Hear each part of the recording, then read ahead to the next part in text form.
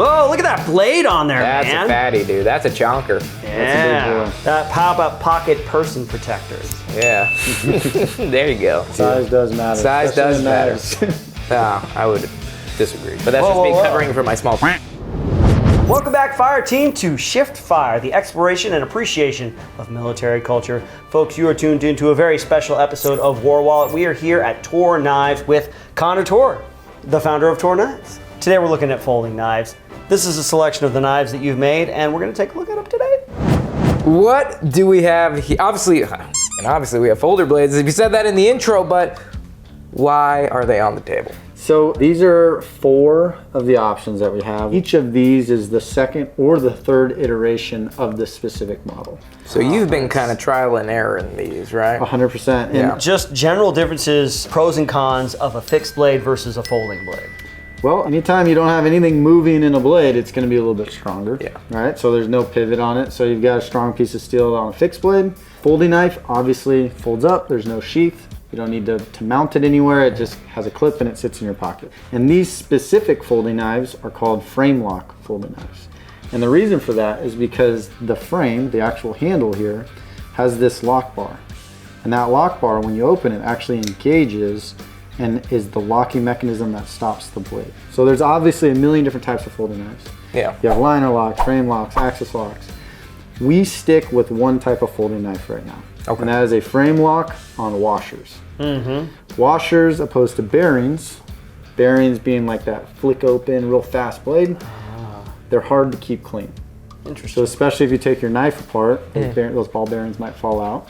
These washers, it's a much narrower profile, so it's thinner, right? Because you don't have a bearing on each side of the handle. Nice. And they don't get dirty. Well, they get dirty, but they're easier to clean. Easier to clean. Right? Yeah. So that's the difference between a frame lock, a little bit slower action, stiffer action, but that's because the main premise behind our folding blades is controlled action and strength. I've had fixed blades, on my kit. I've had folders in my pocket, and fixed blades never get loose. Folders tend to, obviously you have your washers or your ball bearings, but after a lot of use and abuse, they tend to get a little rickety.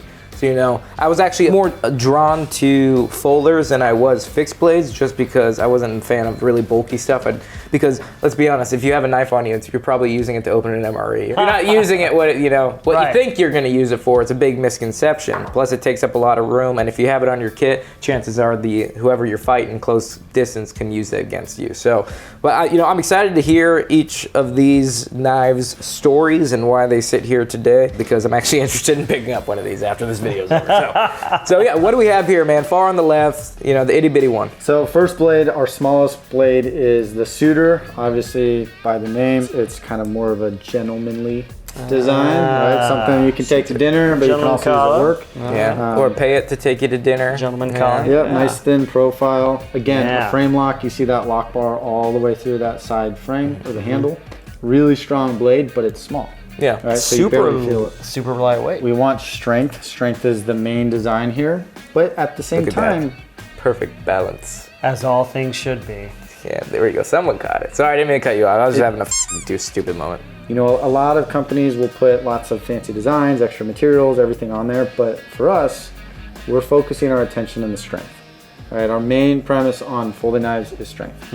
Say strength, and this one you said titanium, right? Yep. So that's why they're light. The handle is actually made completely of titanium, and the blade is, depending on which one it is, can be one of the CPM or Crucible Industries steels. Interesting. So, is there a standard in the steel industry for want to use this for your knife? I'm gonna argue that it's Crucible. Okay. Crucible steel is probably the go-to on the market right now. There's a lot of good steels out there. Okay. Crucible is a company who has made and helped develop a lot of the steel. And the way it's a Crucible steel is before the actual steel name, it's going to say CPM. That's really interesting. Okay. Folks, let us know in the comment section what's the best steel out there. I know you have an opinion.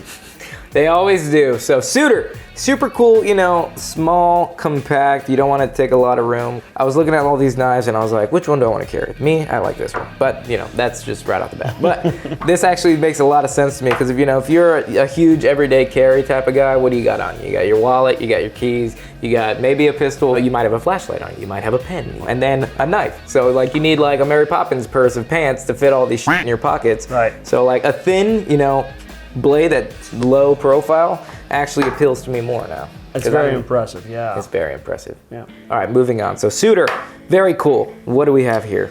All right, so this is called the Chasm or the Chasm. The Chasm. Right. Or the Depending on what Chasm. part of the country you're from. Depending on where you're from. You got one of them chasm things, man? Yeah, I like to call it the Chasm. Oh, Tonto blade. Yeah, little tactical knife. So a little bit bigger, you know, a little bit beefier blade.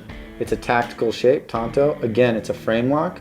Key feature on this one that's different from the Suitor is the pocket clip.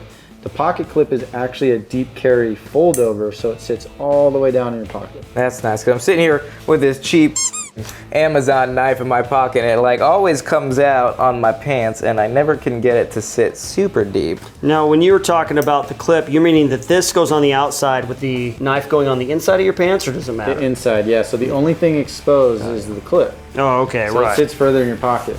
Right. I mean, not that I would carry it out here, but just as an example, you know.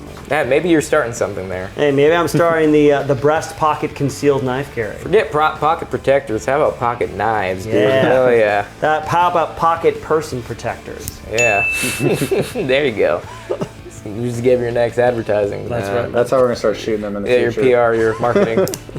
So the Chasm. Is it? Let me see that thing, man. That's cool. Oh, this is super light. Yeah. This is like so. Do we have titanium in the handle as well? Yep. Again, so the handle is titanium. All the hardware, just like the Suitor, is titanium, and then the blade again is a crucible steel. I love that, man. Yeah, the lightness of the knife as a whole really leaves an impression. When you pick it up, That's it's hard. like featherweight, man. It's really cool. You're making this hard for me, man. You're making the. It's gonna come down to size for you. Yeah, it's literally going to. Size does matter. Size especially does in matter. knives. I would disagree, but Right. that's just Whoa, me whoa. covering for my small. All right. Okay, Let's move on. Let's move Just on. kidding.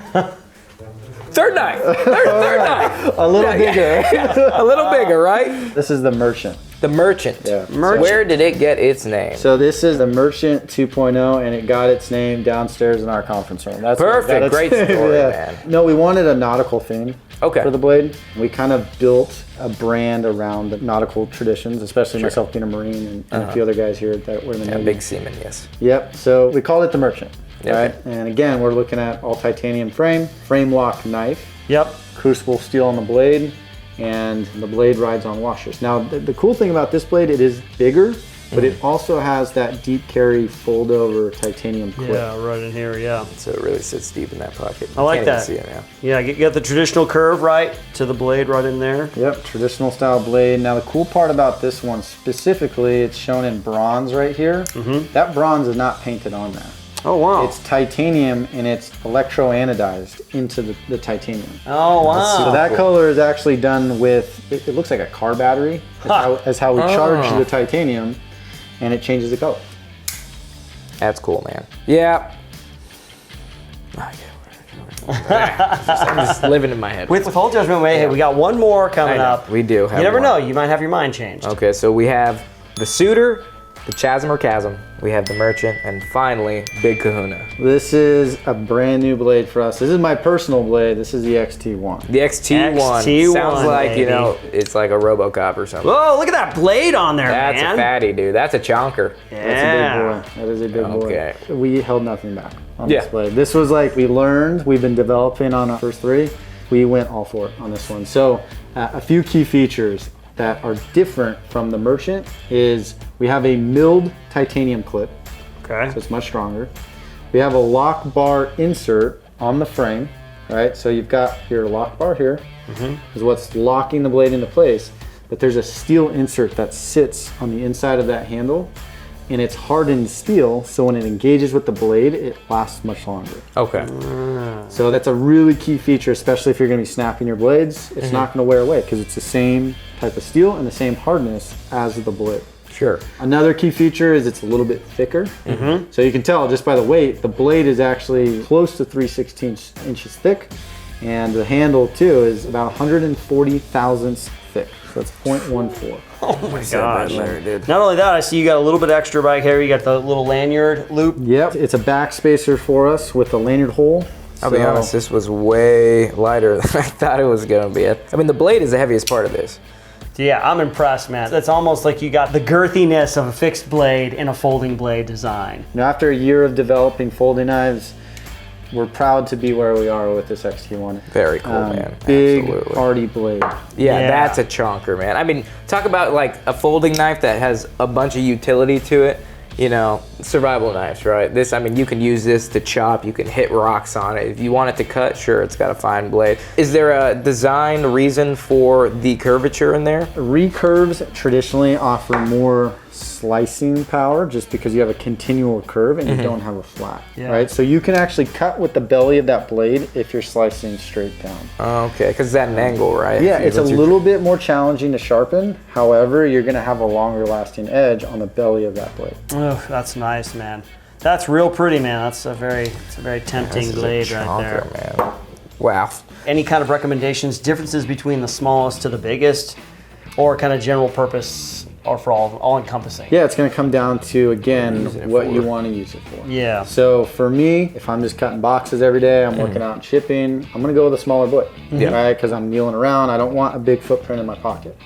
If I'm going out into the field, maybe in the military, I'm gonna take the biggest, strongest blade I can. Yeah. You know, if you're cutting open ammo can boxes or slicing MREs, whatever it is, I want something that I'm not gonna have to worry about. Yeah, that is true. Yeah, something that's going to do the job, real durable. Yeah, like you say, you can rely on it, no matter what situation you're in. If you're out there in those hard conditions. All right, Izzy. True war wallet fashion. Which one tickles your fancy? All right, I've been tickled a lot today, so let's do this. Let me just see them. I just want to lay them all out. I just like to look at them. I just like to watch. Just like to watch a little bit. Ooh, yes, yeah, baby, yeah. Talk to me. What I was impressed with is how light they were from the smallest to the biggest one. But honestly, we get a folding blade, right? A lot of utility, a lot of versatility in what we're doing.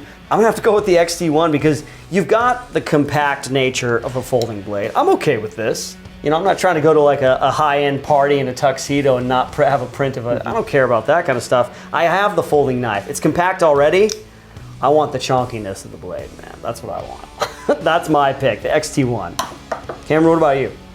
I plead the fifth, dude. I haven't figured it. I haven't figured it out yet. I haven't figured it out because, like, I'm sitting here, you know, sweating, and I'm like, yeah, the XT1, yeah, it's super durable. I can use it for almost anything. But the Chasm would be super, you know, it's small, and it's super lightweight, and it has the deep pocket clip. So, like, if I'm wearing it every day because I'm paranoid, at least it's not getting in the way. But then I'm like, well, but the Merchant's a little bit bigger. It's like, can I just pick them all?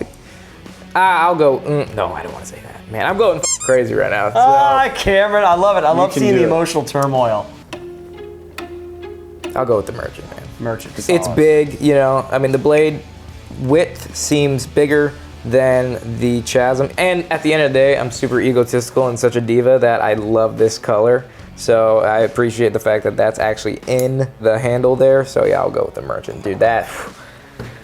I'm gonna have to take a mental health vacation after that one. Now, it was a tough choice. I'm glad you were able to push through and make that choice. Yeah, that's what being a leader is, just making decisions, you know? Well, Connor, thank you so much for showing this and, you know, showing your knives and bringing us through here and talking about them. They, you know, are truly a culmination of all your hard work here at TOOR, and they definitely show how much thought and quality you guys put into your stuff. So if the folks watching this video are interested in, you know, picking up or even just checking out some of these knives, where can they find it? So you can check all of these blades out on our website, toorknives.com. We've also got a dealer locator on our website where you can search your city and find one of our dealers who have these in stock, and you can go feel them in person. Thanks again for coming. Izzy, take a sip. Folks, thank you for joining us on this episode. Hit that subscribe and that notification bell to keep up with the latest and greatest from Shift Fire. Hit the like button if you liked it. Leave a comment in the comment section. Let us know about your favorite knives and what you thought about the knives that we showcased today. See you on the next one. Just gonna take this with me. Connor, welcome to the show. Give me your hand. Yeah, it's like when the waiter says, enjoy your meal, you too, and you're like,